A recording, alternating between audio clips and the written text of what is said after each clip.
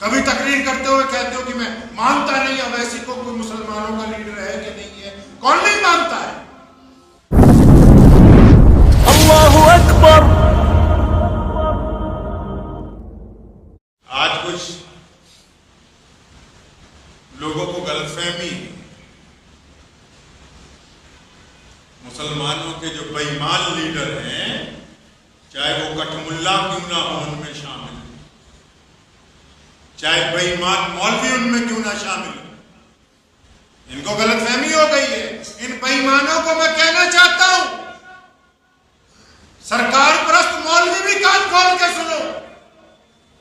और मिल्लत फरोश, यह हुकूमत इसलिए तेरा एहतराम करती है कि तू मुसलमानों का गद्दार है। अगर तेरे साथ लफ्ज मुसलमान ना लगा होता तो कोई भी इक़्तिदार वाला तुझे मुंह न लगाता। वहां भी जो तुझे चमचागिरी का इनाम मिल रहा है ना, वो इसलिए मिल रहा है कि क्योंकि तू मुसलमानों में से। जहां इज्जत तलाश करता है, अल्लाह ने कुरान में कहा कि हमें छोड़ के दीनदार लोगों को खौफजदा करना चाहता है, उनमें इज्जतें ढूंढता है जो इज्जत दे नहीं सकते। अल्लाह फरमाते इज्जत तो हमने देनी, वो कहां से इज्जत दे सकते? मुसलमानों में भी बीमारी आ गई है। उन्होंने सोचा नहीं वली का बेटा वली होगा, पीर का बेटा पीर ही होगा जी। क्यों पीर का बेटा बेईमान नहीं हो सकता? वली का बेटा बेईमान नहीं हो सकता? मुहद्दिस का बेटा चोर नहीं हो सकता? इस्लाम में शख्सियत परस्ती के लिए कोई जगह नहीं है। जब सैयदना नूह अलैहिस्सलाम का बेटा अल्लाह का मुनकिर होने के बावजूद अल्लाह तबारक व तआला को नहीं मानता और बाप नबी है, पूरी कायनात बर्बाद हो गई। अल्लाह ने नूह अलैहिस्सलाम को बचा लिया, लेकिन बेटा मुनकिर है तो अल्लाह की तरफ से बचाने का हुक्म नहीं आया। जब एक नबी का बेटा मुनकिर हो सकता है तो यह क्या बात है कि कल के जो वली थे, कल के जो कुतुब थे, कल के जो शेर थे, आज उनकी औलादें बदतरीन इंसानों में से गीदड़ों की तरह जिंदगी गुजार रही। नारे तकबीर! नारे तकबीर! अपने नबूवत जिंदाबाद! अपने नबूवत जिंदाबाद! नारे तकबीर! और फिर ये गीदड़ समझता है कि मैंने मुसलमानों को खरीद लिया है, मेरे बाप की जागीर है, किसी के बाप की जागीर नहीं मुसलमान। इस्लाम की तारीफ उठाओ, इंसान गुलाम था, रसूल करीम ने इंसान को आजादी दी। किसी के बाप की जागीर नहीं है ये दीन, कि जिसका जो दिल चाहे, जब दिल चाहे, जैसे दिल चाहे कि हम वैसे मुसलमानों की सौदेबाजी करेंगे। ऐसे सौदेबाजों को मुसलमान कभी तस्लीम नहीं करते। कभी तकरीर करते हुए कहते हो कि मैं मानता नहीं अवैसी को कोई मुसलमानों का लीडर है कि नहीं है। कौन नहीं मानता है? जिसका खुद कोई वजूद नहीं, वो औरंगजेब रहमतुल्लाह अलैह पर उंगली उठाता है जिसका खुद कोई वजूद ना हो।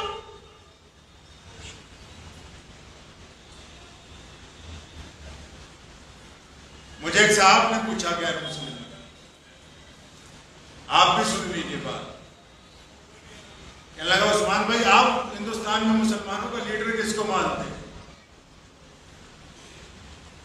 मैंने कहा ऐसा है, राह चलते हुए किसी गैर मुस्लिम को रोको, उससे पूछो कि आपको पता है कि इस देश में मुसलमानों का लीडर कौन है? मैं कहा वो जो कहते वो हमारा लीडर। हम खुद कहते रहे जी हम हैं जी, वो कहते रहे जी हम हैं जी, फला कहते रहे हमें ना।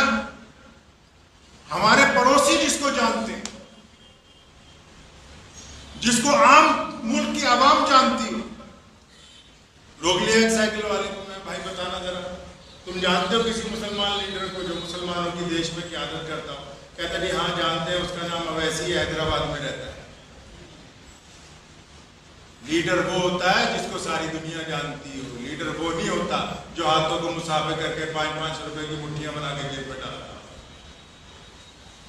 मजावरों में और लीडरान में, कौम के कायद में बहुत जमीन आसमान का फर्क होता है।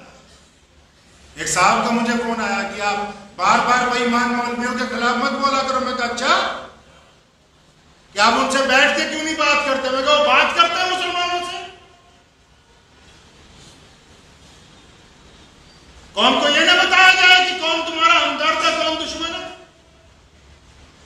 हम भेड़ बकरी हैं कि जो मर्जी आए हमें ज़िबा करके आगे चला जाए। फर्जंदान इस्लाम जो हिंदुस्तान में रहते हैं, इनका एक वजूद है। अल्लाह तबारक व तआला ने इनको इज्जतों से नवाजा है। ये 2-4 जो आजकल खड़े हो गए उठ के, जिनके बाप दादाओं ने मुल्क की आजादी के लिए कुर्बानियां दी, अब जिनके अंदर लालच पैदा हो गई है। हुकूमत जो होती है एक खूबसूरत शहर होती है। आप कभी इस बात को समझे इत्मीनान से? जब अंग्रेज इस देश पर काबिज हुआ तो कई बड़े बड़े सरकार परस्त मौलवी उस टाइम भी ऐसे ही थे जो मुसलमानों को कहते थे कि अंग्रेज की सरकार अच्छी है। ऐसे भी थे जिन्होंने अंग्रेज की नौकरियां की हैं, अंग्रेज के सरकारी मुफ्ती बने, अंग्रेज के सरकारी इमाम बने। उस दौर में भी ऐसे उलमाए हक मौजूद थे जिन्होंने उनके भी दांत खट्टे किए अंग्रेज के टोटियों के, और अंग्रेज के दांत भी खट्टे करके बताया कि जो मोहम्मद रसूलुल्लाह का मानने वाला होगा वो किसी की चापलूसी नहीं कर सकता। इनका क्या करोगे मुसलमानों का, जो कहते नहीं जी जो हमारा पीर है ये बदमाशी भी करेगा तो हम आंख बंद क्या करना जी, तू हमारा पीर है। इतना ही प्यारा है पीर को सामान उठाओ, बोरिया बिस्तरा गोल करो, रवाना हो जाओ यहां से। और अगर अल्लाह और उसके रसूल की बात प्यारी है तो फिर मैदान बदर में डटना होगा। अगर हुजूर अकरम सल्लल्लाहु अलैहि वसल्लम की इत्तबा करनी है तो मुनाफिकीन की तरफ नहीं देखना, साबित कदमी के साथ रहना। आंखें खोल के रखिए अपनी। इन आंखों में कम से कम इतनी सिफ्त तो पैदा कीजिए कि इनको पता लगे कि बेईमान कौन है, ईमानदार कौन है। इस्लाम ने ये रवाज नहीं डाला कि खलीफा के बाद उसका बेटा खलीफा बनेगा, जो आपने डाल रखा है खासकर यूपी के मुसलमानों ने। खलीफा के बाद अगर बेटा खलीफा बनता तो सैयदना अब्दुर्रहमान इब्ने अबू बकर सिद्दीक मुसलमानों के दूसरे खलीफा होते। खलीफा के बाद खलीफा बनना होता तो सैयदना उमर फारूक के बेटे जो सहाबी हैं और बजाते खुद जंगों में शामिल रहे हैं वो खलीफा बन सकते थे। लेकिन इस्लाम ने शख्सियत परस्ती की इजाजत नहीं दी है। इस्लाम ने यहां तक फराखदिली दिखाई। एक दफा कपड़ा आया बैतुल माल में, सैयदना उमर फारूक ने कपड़े को तकसीम किया, सबके हिस्से में एक एक चादर आई। उमर फारूक के कपड़े फटे हुए थे 2 साल से, तो वो 2 चादरें पहन के जुमा पढ़ाने आ गए। तो एक फटा हाल मुसलमान दरमियान में खड़ा हो गया, कहने लगा उमर फारूक खुतबा बाद में देना, पहले ये बताओ सब मुसलमानों को एक एक चादर मिली है, तुम्हारे पास 2 कहां से आई? सैयदना उमर फारूक की आंखों में आंसू आ गए, अपने बेटे को बुलाया, फरमाया तू ही बता कहां से आई? बेटे ने कहा कि चचा सबको एक एक मिली थी, अब्बा को भी एक मिली, एक मुझे भी मिली, लेकिन अब्बा का क्योंकि कुर्ता ज्यादा फटा हुआ था मैंने अपने हिस्से की भी अब्बा को दे दी, इसलिए खलीफा ने 2 पहनी हुई।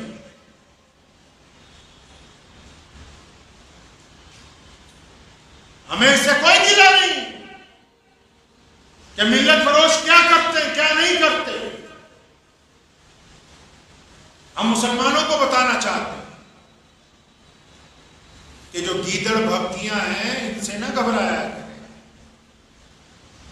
गीदड़ भक्तियां देना अबू जहल का काम है। अबू लहब बड़ी गीदड़ भक्तियां देता था, वलीद उतबा, उमैया, ये सारी जिंदगी धमकियां ही तो देते रहे मक्के में हमें कि हम ऐसे कर देंगे, हम वैसे कर देंगे। रसूलुल्लाह सल्लल्लाहु अलैहि वसल्लम ने और सहाबा इकराम ने इनकी धमकियों की कभी परवाह नहीं। इस्लाम इज्जत तराना मजहब है। इस्लाम किसी की मुखालफत नहीं करता, यही तो खूबी इस्लाम है कि बेइंतहा अक़वाम इस्लाम की मुखालफत करती, इस्लाम अपनी खूबियों की बात करता है। मैं कहना चाहूंगा मुअज़्ज़िज़ सरकार परस्त मुल्लाओं से कि आपकी इज्जत हुकूमत इसलिए करती कि आपके साथ लफ्ज़ मुसलमान जुड़ा हुआ है, वरना कभी आप ईमान को अलग करके देख लें, आपकी कोई हैसियत नहीं है। और फिर बंदा वो होता है जो अपनी औकात में रहे तो अच्छा है, नाउज़ुबिल्लाह खुदा बनने की कोशिश ना करें, ना हमारी कौम को डराने की कोशिश कीजिए, ना हमारे अकाबरीन पर उंगली उठाने की कोशिश करें।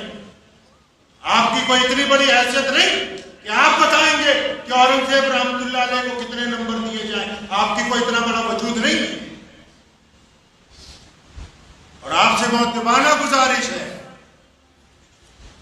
कि जब आप निकल ही आए हैं बाहर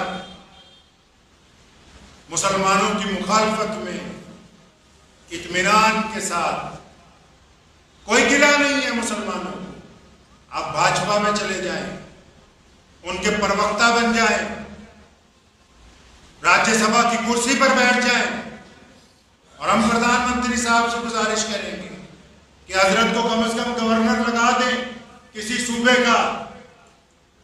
मीर जाफर को भी लगाया गया था, कुछ बना दे अब हजरत को, हमें कोई गिला नहीं मुसलमानों को। इनको किसी आला ओहदे पर बिठाएं।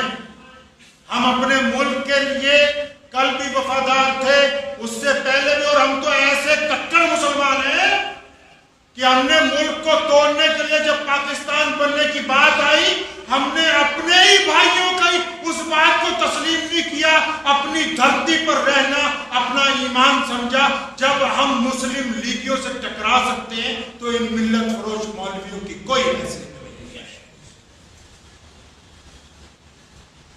खुशी से जाइए, अल्लाह आपको कामयाबी दे, आपको आपकी दौलत प्यारी, आपको बेहतरीन ओहदे प्यारे हो। हम मुसलमान अल्लाह और उसके रसूल सल्लल्लाहु अलैहि वसल्लम के नाम के साथ काफ़ी हैं इंशाअल्लाह। हमें इज्जतें वही अच्छी लगती हैं, कोई हमें मुसलमान समझ के बुरा कह दे, हमें उसी में फ़ख्र नज़र आता है। कोई हमें सिर्फ दीन की वजह से ठोकर मारना चाहे, हमें उसी में इज्जत नज़र आती है। ये कम अज़ कम हमारी पहचान अल्लाह और उसके रसूल सल्लल्लाहु अलैहि वसल्लम के हुक्म के मुताबिक है। दुआ कीजिए कि अल्लाह ताला जब तक हम जिंदा अल्लाह ईमान पर कायम रखे, ईमान के ऊपर ही मौत अता फरमाए, और अल्लाह ताला कौम को तमाम मिल्लत फरोशों से अपने हिफाजत के अंदर रखे। वाखिर दावाना अल्हम्दुलिल्लाह। मुझे उम्मीद है कि आपको ये वीडियो पसंद आई होगी। अगर पसंद आई हो तो ये आप अपने दोस्तों के साथ शेयर करें और इस चैनल को सब्सक्राइब ज़रूर करें।